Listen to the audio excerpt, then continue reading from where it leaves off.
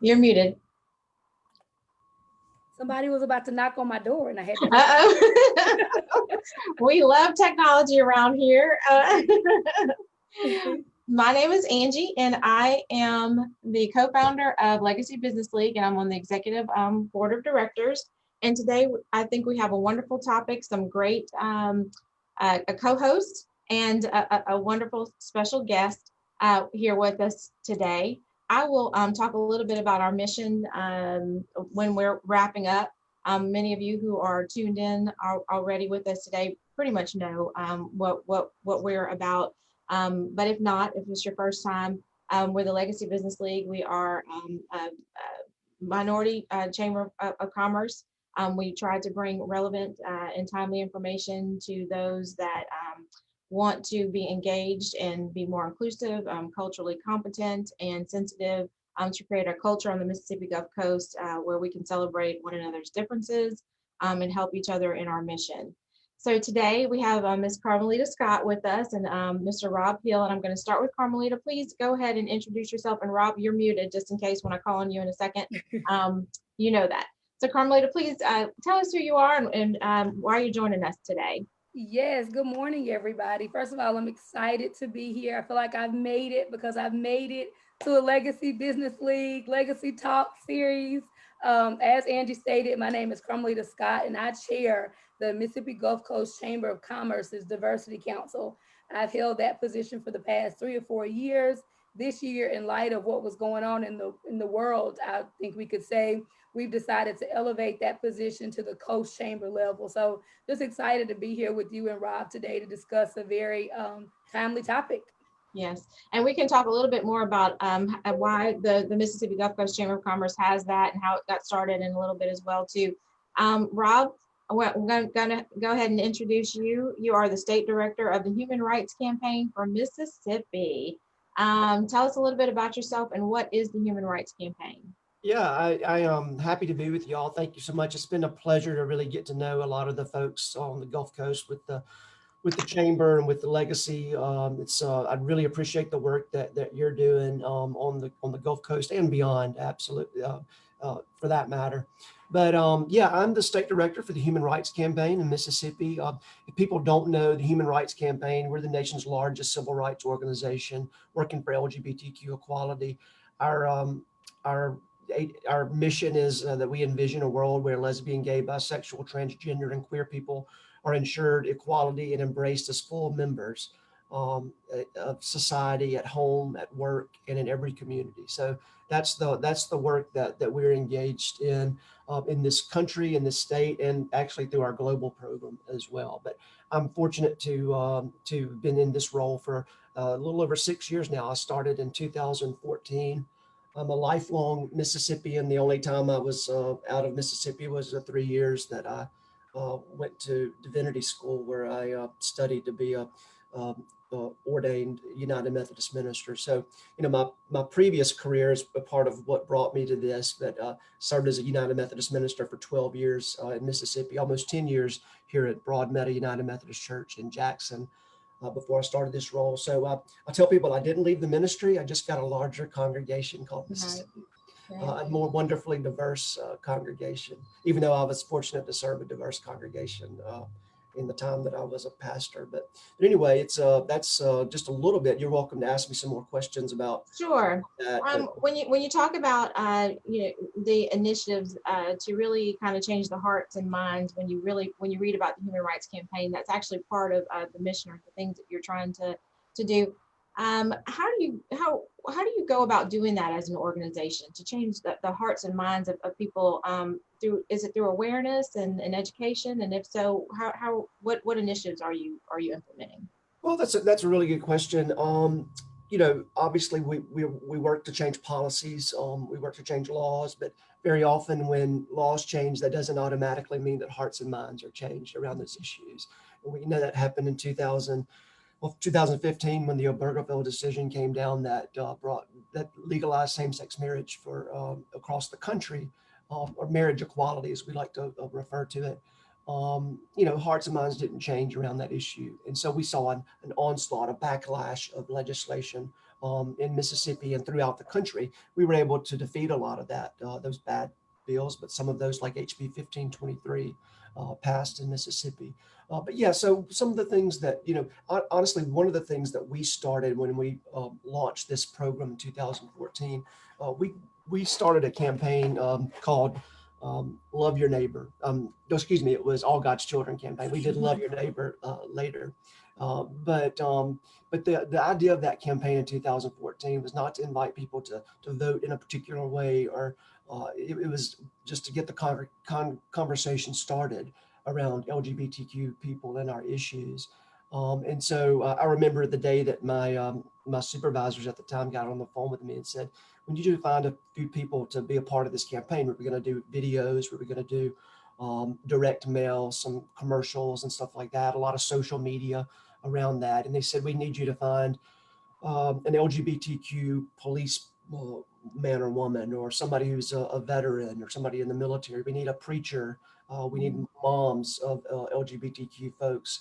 And, and I said, sure, I'll find those. Of course, I got off the phone. I said, oh my gosh, what am I going to do? Well, the good news is we found those folks. We found a Baptist preacher that we featured. We found Mary Jane Kennedy, the mom of gay children, who was a conservative, very religious person, and talked about her coming to acceptance of her children. And so we did polling before that, and we did polling after that to note, and then we found that that hearts and minds did change around our issues. People started talking more about these issues. There was a greater acceptance. We did that in the Jackson media market, and that was in 2014. And and I know certainly with the data proves that had an impact on hearts and minds changing. But we have anecdotal evidence of people, a mom coming to their child after seeing that commercial of Mary Jane Kennedy. And I would invite you to go to YouTube and look up Mary Jane HRC. All God's Children. We also featured in a video Alice Clark as well, the first African-American woman legislator in Mississippi, who talked about her acceptance of her gay son. So I invite you to go and find those videos on YouTube. Okay, I'm trying to put it in the chat here. And while I do that, Carmelita, I know that Rob has been part of the Diversity Council. He's been on several of the virtual calls that you have monthly or to talk about how you can impact the members. Why is that important to you, and what are some of the things that the Chamber is doing and talking about helping Rob in his mission with the Human Rights Campaign? Right, thanks, Angie. So it was important for the Diversity Council to essentially meet with Rob and kind of pick his brain a little bit about how we can move all populations forward in terms of the business community, right? So, chambers affect the business community. So for me, it wasn't enough that we increase African-American business owners, that we increase Asian business owners. We have to figure out, how do we reach gay business owners, queer business owners? So that's why I felt like it was important for me to have the conversation with him. And he jumped in with all 4 feet, legs, hands, arms, and like we're not letting him go at this point because he's been so helpful. I mean, since the time that he's become a member of the Diversity Council, we've been able to draft 2 letters, one to Biloxi City Council and one to the Gulfport City Council. Those letters have been received. Of course, the rationale behind why they're not, quote unquote, acting on those right now is there's a lot of other fires, in the pot right now. We have hurricanes, devastation, COVID. And so right now it's definitely not a high priority, but working with Rob, we're definitely going to move the needle. Okay. Can I speak to that, Angie, about those letters? Absolutely. I wanted to ask you, why would one have those, the letter? What are the letters supporting? What is the initiative? So we have something called the Municipal Equality Index that measures cities and researches and get, to see what kind of policies they have in place that impact LGBTQ people, whether it be a non-discrimination ordinance or, any number of things, policies that are in place, an LGBTQ liaison to the mayor's office, things like that. And so we actually, 4 of the cities of the 9 in Mississippi that we score are located on the Gulf Coast: Biloxi, Gulfport, Bay St. Louis, and Ocean Springs. And so that was one of the things I wanted to engage the chamber in, because when cities pass when they have more inclusive policies, it can have it's the right thing to do. For one Mhm. thing, but it can have an economic impact. It says to somebody like me, I want to come and visit the coast. I want to open up a business there. I want to, shop there and things like that, in a place that welcomes me. And we were able to successfully to meet with leaders in every community that we score on the coast. And in Biloxi, we are seeing an increase as a result of the chamber's work and our interaction with the mayor there. So there's been some success as a result of that. And what I understand is that there's different compartmentalizations of the index. So you have a municipality, corporate, health. Is that, can you speak a little bit to that? And it's what checklists of sorts to say, is your company, you're a healthy, inclusive company in the event you do X? Talk about the compartmentalizations, and then what is the X? Well, just like the Municipal Equality Index, we have the Corporate Equality Index. We have the Healthcare Equality Index as well. But the Corporate Equality Index is a scorecard for businesses. And we have several businesses along the coast that score 100 or at least 90. We've got, Ingalls is one of our highest scores, Ingalls Shipbuilding, high scores, MGM, Beau Rivage. Why? Yeah, because they have policies in place like fully inclusive non-discrimination policy for employees and for customers.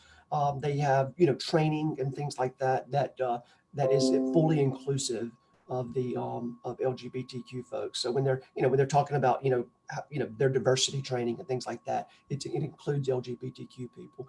For the healthcare, we have the Healthcare Equality Index, which measures hospitals. We have 4 in the state that participate in that. And it's the same thing. What kind of policies are in place there that impact your staff, your patients, your visitors? And one of them that's important to you is the legal protections for partners. In the event, even there's some states that still don't allow same-sex marriage. But there are partners who are making decisions, healthcare decisions for one that may be hospitalized or part of an advanced directive. And a lot of times they follow up. They are actually blocked from being able to make decisions because the hospitals or the organizations don't have things in place to protect them. Talk a little bit about that and why that's so important.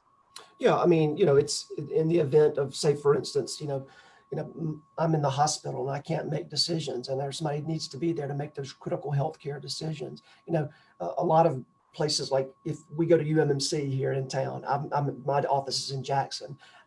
They get a high score on our Healthcare Equality Index. They have those policies in place so that my partner, if there are critical healthcare decisions to be made, he would be able to make that for me. And so that's why that's really important. And those are the kind of things that people take for granted and don't realize. And then but it's nice to know that those policies are in place in case there's need for that. Now, Carmelita, you are a small business owner as well as someone who works for a corporation and knows how important that customer service is. Talk about why it's important you feel for you and the chamber to have people that look like reflect our population.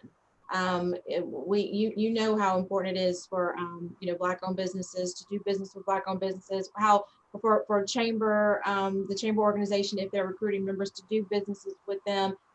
Why is it important why is it the Diversity Council initiative even important to the chamber? Like what they could go forever without having an emphasis on reaching out to minorities. But why is it important?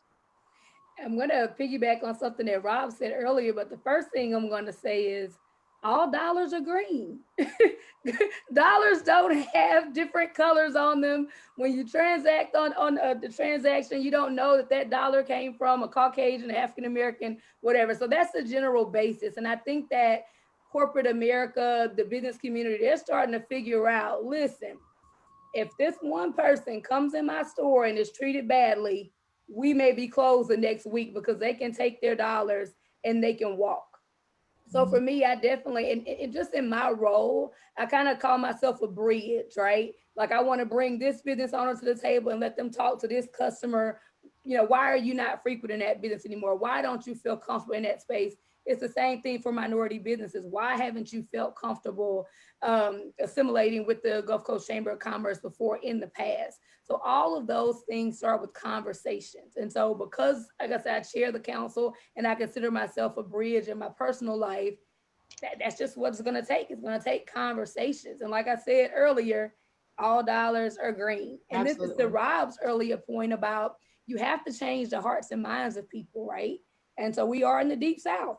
And so if for generation after generation, you know, I was raised to not support white businesses. I can never shop at a white business. I have to shop at, you know, this grocery store, this gas station, this whatever. That's what I'm going to grow up to think. But now we're in 2020. So we definitely have to try to start changing some hearts and minds and getting people to just basically, it sounds cliche, right? Everybody just get along, but that's the truth, because at the end of the day, everybody bleeds the same. And like I said, those dollars are green. Yeah, absolutely. And you know, and we've started a diversity and inclusion initiative at my job as well. And while it's the right thing to do, we also have presented a business case for the fact that employees are more productive if they feel like they are heard and that their differences are celebrated. And differences aren't always, you know, racial, ethnic, or even gender. It's thought leadership. It's philosophies and the way one lives. So Rob, talk a little bit about that business case sense. Again, the hearts and minds, we all know it's the right thing to do. Just like changing the flag was the right thing to do because it alienated some folks, but there are people still today who don't feel like the state flag should have been changed on the onus that it alienated and disenfranchised a certain group of people. They did it because it was a business case.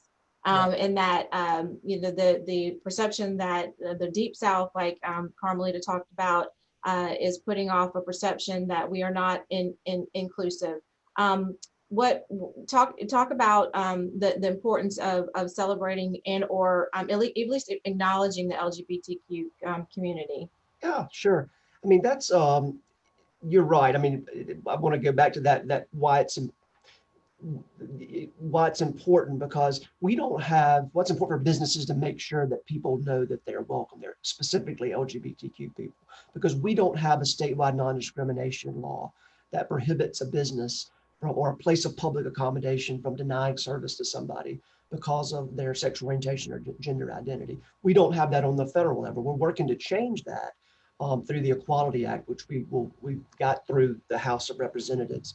But we haven't been able to get that out of the Senate. But if we can, we're sure to get a vote.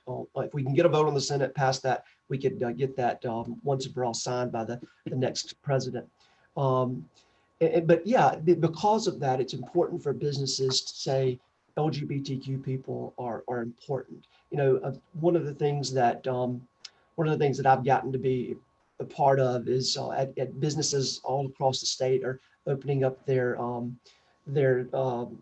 ERGs, employee resource groups, and stuff like that. I've done that at Ingalls. I've done that with any number of places, Nissan, Toyota, all across the state. That's one of the things we measure, by the way, when we look at companies. Do they have an employee resource group, an affinity group for LGBTQ people? And what does that mean when you say opening it up? You mean like someone might have a Black Student Union or Latino group? You're saying have one specifically for LGBTQ? Yeah. And so that's one of the things we measure. But one of the reasons that's important is because I want to spend money at a business that says that I'm welcome. And so Corporate Equality Index gives me a way of looking to see what a company does, what kind of protections they have in place. Do they celebrate Pride Month? And that's one of the things that a lot of companies have done, and I've been a part of their Pride celebrations. That's something every June is federally recognized Pride Month. And so a lot of companies do that or put out special advertising around Pride to let LGBTQ people know that they're important to them. So anyway, I could go on and on about that. No, but these are a question about that. Right. Yeah. So how can individuals who may not be a member of your community, how can we be better allies? Because I know for me, if this particular business doesn't support the African American community, that's my last day shopping there. So how can we do the same thing for you guys? That's what I get that question Mhm. often, and people say, what can I do? And I'll say, come out as an ally. Make sure that, make sure that you are an advocate wherever you are, whether it be with your city leaders to pass laws and local policies, but also when you're at church or at the grocery store or talking to folks. If you hear a joke that's inappropriate, to say that's unacceptable. And I don't stand with that, because I know people who are LGBTQ. And even if you don't, you know that it's wrong to treat people that way. So be an ally wherever you are. But yeah, it's really important. Like I said, I mean, we're working on with these cities to pass policies. And I'll go to the mayors, I'll go to the city councils and the places, and they'll say, we treat everybody the same. We believe in diversity, and that's great. But until it's on paper, That's until you right. pass the policy, it's just it's just a statement of welcome. But work to pass laws locally that make sure that LGBTQ people are not just included, but are protected. You mentioned that you were one of the largest civil rights organizations in the country. When when George Floyd, the video of him being murdered came out, it really started off a national narrative that we hadn't seen before. It wasn't the first time that something like that was caught on tape, but it started where people of all backgrounds and colors were like, enough is enough. And but there were also conversations that started with law enforcement around, what they're doing to impact police violence. And so when we actually had some folks on Legacy Talks to some chief in Gulfport and Biloxi to talk about it, and the sheriff at one point interviewed him, um, and the consensus was there really wasn't any violence, that the national narrative wasn't reflective of the Mississippi Gulf Coast.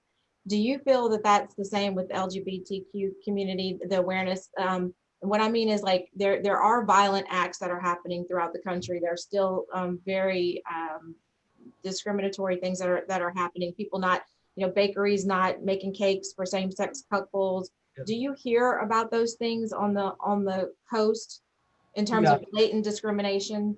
yeah, I do, and that's I'll speak to that. But one of the things you mentioned, I talked about being a part of a movement to change. One of the things that happened after that, after George Floyd's murder, I gathered with folks in Jackson, thousands of people at the Black Lives Matter rally, spoke to the group, expressed my solidarity as a person and as an organization.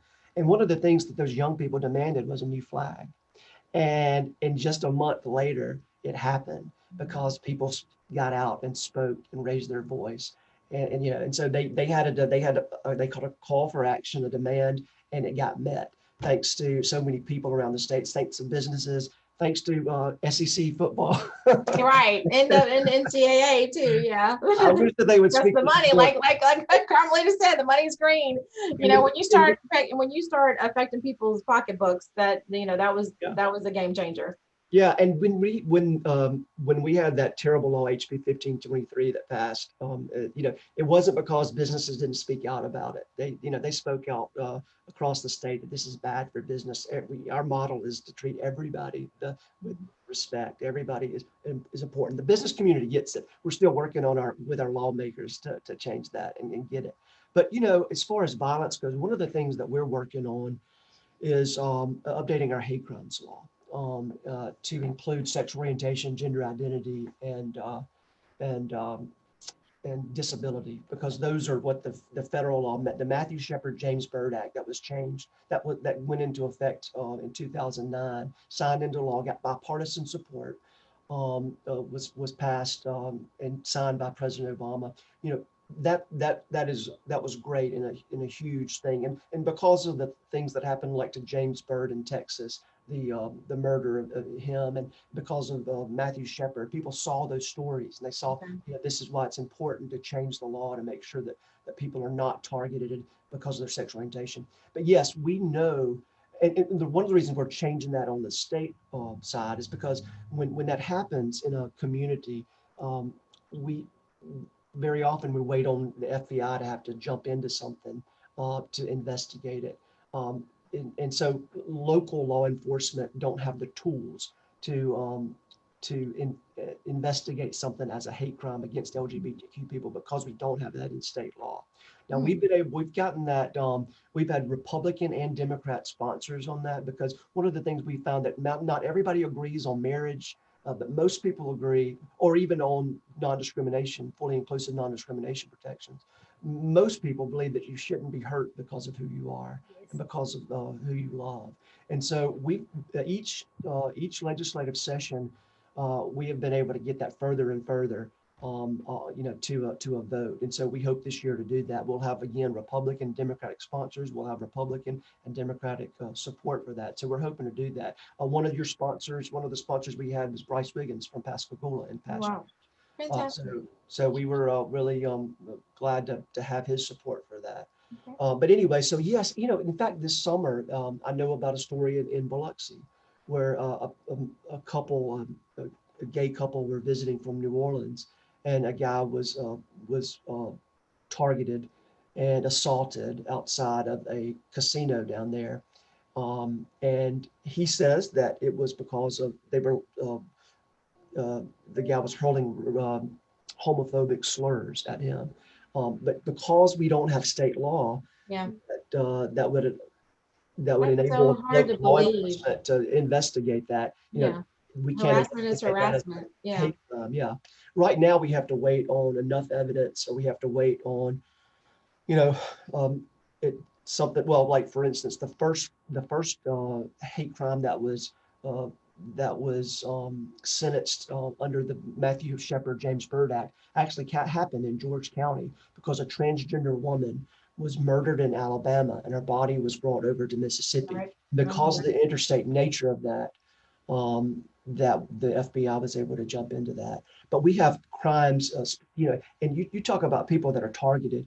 Black trans women are the most vulnerable in our society for being targeted, hurt. And we have unsolved murders in Mississippi right now that were perpetrated against trans Black women. And we're not able to prosecute those because we don't have state hate crimes law. So yes, we have data, we have a lot of anecdotal evidence of people being targeted because of their sexual orientation and gender identity. And so it is a problem, and it's something that we need to fix. And Carmelita, you can pipe in whenever you have a question. I do want to ask, when Carmelita was doing the introduction, she said queer. And you and I've talked about that. When I did an interview with some Native American advocates, I asked, do you prefer Native American or Indian? We had the conversation amongst ourselves, Black or African American.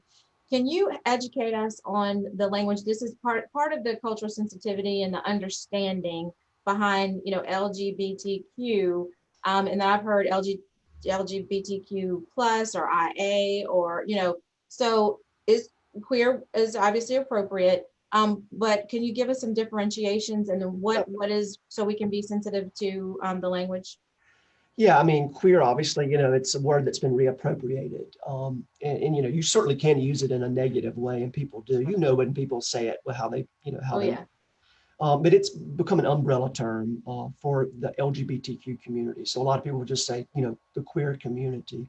I get a lot of pushback from people when I speak at a conference or on an event. People say, well, you're not supposed to say that. I always told that you're not supposed to say that. Well, again, it depends on how you're using it. And in a respectful manner, yes. And again, I'll say that while queer has been reappropriated, not all slurs it can be appropriated and we know. I don't mean to say we can talk about that. We can do a whole segment on the N-word. I referenced that I was a Methodist. Methodist was a negative term hurled at a group of students in Oxford, England, John Wesley being the leader. And so that's been reappropriated, sort of, but yeah, queer is an appropriate term. We added that to our mission statement about probably 5 years ago. Okay. And so what's the IA? I know this, but I want to hear you say it. Intersex and asexual. Okay. And so somebody who might be intersex. Yeah. So I think anything else we need to know? Again, as people who don't want to walk around ignorant and are really eager to understand. What I tell people is that I would just like to be seen as Angie, I mean, rather than trying to really kind of figure out the language. But there are people who are interested in that. And so is there anything else that we need to be like the cisgender movement, the millennials who don't want to be used to use pronouns at all, and to be used as they, is that something that we need to be cognizant of or sensitive to? Yeah, And how do we learn? Yeah, and I think that again, having an open mind. I think Carmelita asked, what can we do?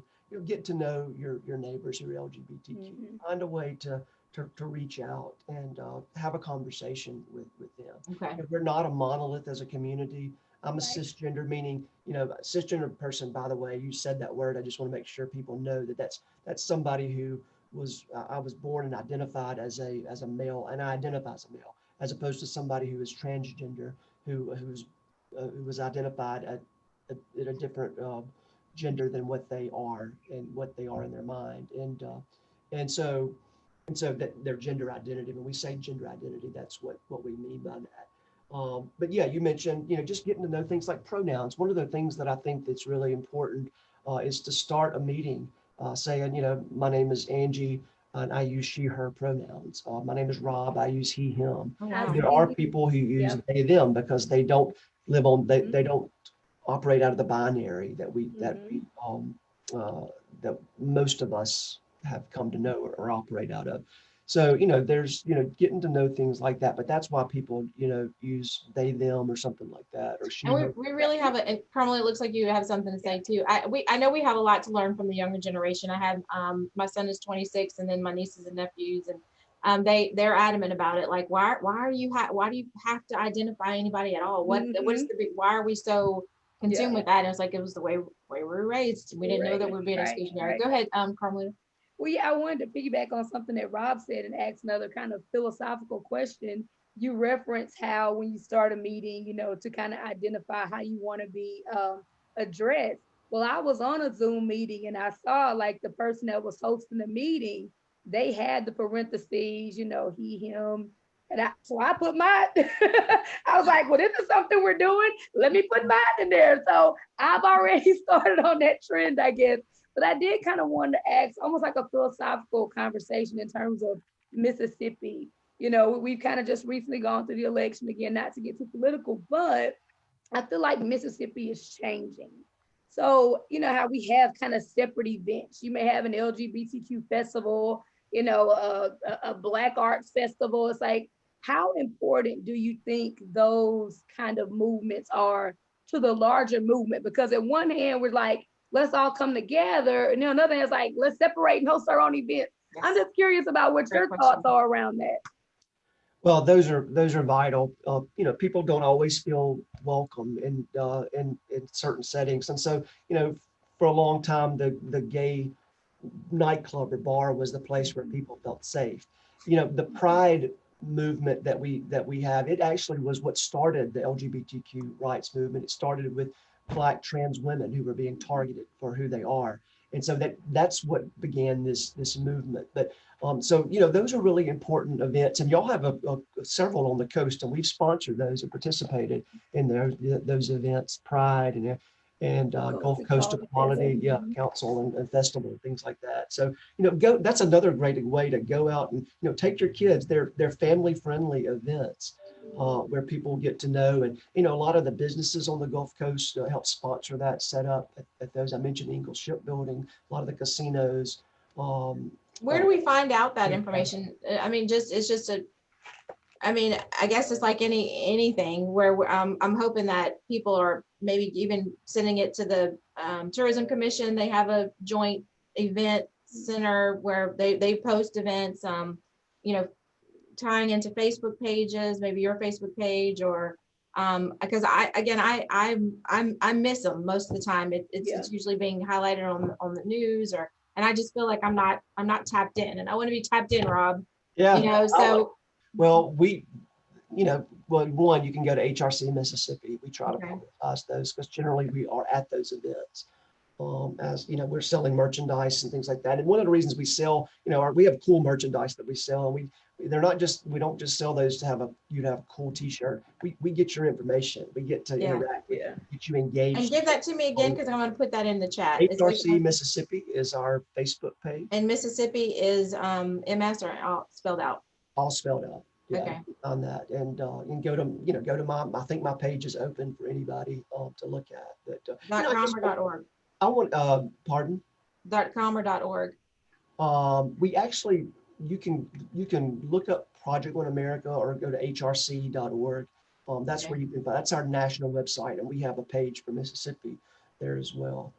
But a lot of information you'll find on social media through our Facebook page that we have. But I want to speak just one of the things that, because you're on the Gulf Coast, and I'll say, going back to our hate crimes work that we've done, we did polling around that, and the largest percentage of support that we got was on the Gulf Coast. So that we could present that to legislators and say, the vast majority of Mississippians support it. But the Gulf Coast was the single most, at least the highest support we got in our polling, which was extremely high, over 70%. And so, that was something I wanted to say that, I think one of the things that's probably helped that score is people being more visible in the community, having those equality council, equality fest, or the pride, stuff like that. So hopefully that's had an impact. Well, as we wind down, I do want to touch base with you, and you told me that nothing's off limits. So I wanted to ask you about the fact that we are South Mississippi, so there's a Bible Belt, and you mentioned that you were a Methodist minister at one time, and I know you probably come across people trying to reconcile sexuality with their religious beliefs. Do you want to talk about that at all, in terms of people using the Bible as a weapon to discriminate against people and who they love? Yeah, well, I'll just say the reason that I'm not a United Methodist minister anymore is because of the church's policy on openly LGBTQ clergy. And so, my solution to that was to leave Mississippi, and my partner and I, he got an offer somewhere else in actually New York City, and we were literally about to move there. But we changed our mind and decided to come here back to Mississippi, and I landed this new ministry, as I say. But yeah, our solution was to leave. But yeah, so and then again, that was a result of the church's policy, and so there's a lot of scholarship on among interpreters of Scripture that support inclusion of LGBTQ people. But what it boils down to me is when, I'm going to stop preaching. I'm not going to preach, but when Jesus says, what are the greatest commandments? And Jesus says, love God and love your neighbor. And he said that's what it all boils down to. And that's actually not just a Christian thing. That's throughout Scripture, loving God and loving your neighbor, and a call and a command that we love our neighbor. And so that's what it all boils down to. If you can't figure out all this out, I know we're complicated, we've got different theologies, but if you could just boil it down to loving your neighbor, that's what it all boils down to. And how do you do that? How do you love your neighbor? Well, changing policies that affect your neighbors who is LGBTQ. You may not agree with their life or whatever, or their sexual orientation, but everybody should be treated the same. Everybody should have the same rights. And so that's what it should boil down for anybody, is how you treat another person. Well, I do really appreciate you, Rob. Carmelita, unless you have anything else you want to ask, I don't think we can get any better than an ending like that. I think Rob just literally closed us out. I think he did. This is where I passed the plate. Right. This is where we start taking up collections. But no, really, seriously, you can go to HRC and join for as little as $5 and become a member of hrc.org. All of our resources there are free. So, take advantage of those. But yeah, join us. But you could join for even more than that, be a federal club member like I am, and give monthly to HRC to make sure that we're funding this work. And you can sign up for a newsletter, I think, too, of some sort, or there's a, I think, I did that and I Once started you to sign get up, you'll get a lot of, yeah, emails. I'm starting to get some good text messages. Carmelita, how does one get involved with the chamber or with the diversity council in the event they are already involved with the chamber? Okay, so the Gulf Coast Chamber consists of about, I just told Rachel the other day, I'm a little fuzzy on the amount of divisions, but they cover 4 cities. So Newsletter, I Gulf think, Beach, too. Gulfport, Biloxi, and Bastrop I City. did that and I Once started you to sign up, get you'll get a lot of, Yeah. emails. You're fine. So anyway, so there are 4 divisions in terms of cities and representation, but the Diversity Council itself, you don't have to be a member of the chamber to serve on the Diversity Council, because we are open to meeting the needs of the community, and we understand that you may not have joined the chamber yet. So we have monthly meetings. You could contact Rachel Seymour for information to be added to the list, or you can contact me. My email address is carmelita@gmail.com, and we'll definitely get you plugged in. Okay, fantastic. And we do appreciate Rachel and even Kimberly Nastasi, who I think she was still on. You mentioned Huntington Ingalls. I'm sure she has a lot to do with the diversity and inclusion on that within that organization. And she helped establish the Diversity Council when we served together, and great leadership there. And so, of course, Legacy Business League, we are here to create a sustainable community of minority professionals and businesses through networking, development, and empowerment.